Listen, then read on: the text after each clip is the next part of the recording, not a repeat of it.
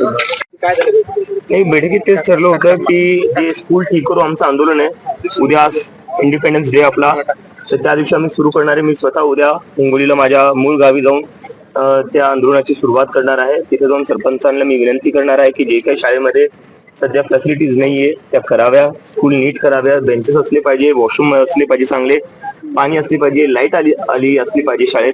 आणि असंच आम्ही जेवढी आमची टीम आहे सगळी देशभरात असे प्रत्येक ते त्यांच्या त्यांच्या गावी जातील आणि तिथे जाऊन सरपंचांना आणि गावकऱ्यांना रिक्वेस्ट करतील, कारण की आम्हाला सगळ्यांच्या सहभागाने करायचंय, सगळ्यांना सोबत घेऊन करायचं. आणि मला नक्की वाटतं की हा एक असा मुद्दा आहे, गावातल्या ज्या शाळा आहेत त्याच्यासाठी सगळा देश एकत्र येईल. अभिजित, उद्या 15 ऑगस्ट आहे, काय स्वातंत्र्याची परिभाषा आहे तुमच्या मते?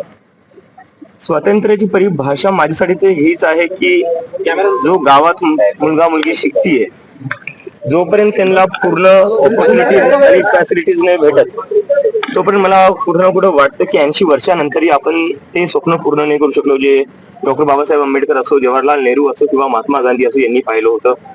जोपर्यंत आपला देश पूर्ण शिक्षित होत नाही आणि गावापर्यंत शिक्षित नाही तोपर्यंत कुठं ना कुठं ते स्वप्न अपूर्ण राहणार आहे.